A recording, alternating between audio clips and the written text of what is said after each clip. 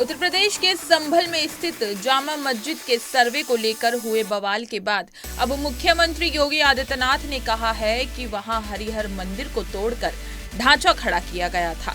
CM ने यह भी कहा कि इस बात का जिक्र बाबरनामा में भी मिलता है। उन्होंने कहा कि यहाँ श्री हरि विष्णु का 10वां अवतार जन्म लेगा। आइए जान लेते हैं कि बाबरनामा में हरिहर मंदिर को लेकर क्या क्या लिखा गया है और इतिहासकार क्या कहते हैं। हिंदू पक्ष का दावा है कि संभल की जामा मस्जिद की जगह पर पहले एक मंदिर था। उस मंदिर को तोड़कर ही मस्जिद का निर्माण किया गया है। ये विवाद शुरू होने के बाद भारतीय पुरातत्व विभाग की रिपोर्ट और इतिहास की किताबें खंगाली जाने लगी। इन्हीं किताबों में से एक है भारत में मुगल साम्राज्य की नींव रखने वाले जहीरुद्दीन मुहम्मद उर्फ बाबर की आत्मकथा, जिसे तुजुक ए बाबरी या बाबरनामा के नाम से जाना जाता है। इसे बाबर ने मातृभाषा चुगताई में लिखा था।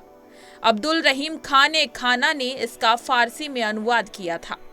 इतिहासकार बताते हैं कि इसी बाबरनामा के पेज संख्या 687 पर बाबर के संभल जाने का जिक्र है, जिसमें लिखा हुआ है कि बाबर जुलाई 1529 में संभल पहुंचा था। वहां पर बने विशाल मंदिर को देखकर बाबर ने अपने सेनापति मीर हिंदू बैग को आदेश दिया कि इसे जामा मस्जिद में बदल दिया जाए। मीडिया में अलीगढ़ मुस्लिम विश्वविद्यालय के इतिहास विभाग के प्रोफेसर इतिहासकार एम.के. पुंडीर के हवाले से बताया गया है कि बाबरनामा की माने तो पानीपत के युद्ध के बाद बाबर संभल आया था। इस किताब में लिखा गया है कि संभल में एक मंदिर को तोड़कर मस्जिद बनाई गई थी।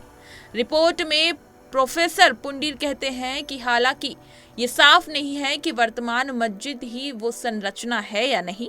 प्रोफेसर पुंडीर ने मीडिया से बातचीत करते हुए बताया कि 1526 में पानीपत का युद्ध हुआ था। इसके बाद साल 1527 के आसपास उसका कमांडर संभल पहुंचा था। बाबरनामा कहती है कि उसने मंदिर को आंशिक रूप से नष्ट किया था। ऐसे में सवाल खड़ा होता है कि उसने पूरी तरह से मंदिर को क्यों नहीं तोड़ा।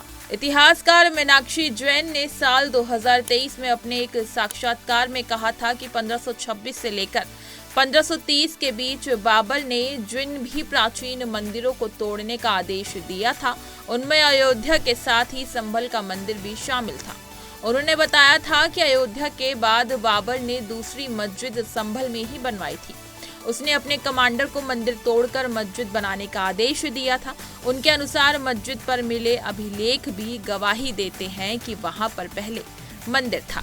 बाबरनामा ही नहीं, मुरादाबाद में मंडलीय गैजेटियर में भी अबुल फजल के किताब आईने अकबरी के हवाले से बताया गया कि संभल में भगवान विष्णु के प्रसिद्ध मंदिर का उल्लेख मिलता है।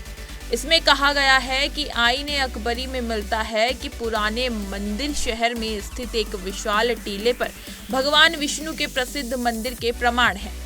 यहीं पर पहले हरिहर मंदिर था। साल 1911 के मुरादाबाद गैजेटियर में एच.आर. नेविल ने लिखा कि अब मंदिर का अस्तित्व नहीं है, इसकी जगह एक मस्जिद ने ले ली है। मीडिया रिपोर्ट्स में माने तो आईन ए अकबरी में लिखा है कि संभल में हरिमंडल नामक मंदिर है जो एक ब्राह्मण का है। उस ब्राह्मण के 10वें वंशजों में एक अवतार प्रकट होगा। इन रिपोर्ट्स में कहा गया है कि हिंदू पुराणों में कलयुग के अंत में संभल नाम के गांव में श्री हरि विष्णु के कल्कि अवतार का वर्णन है।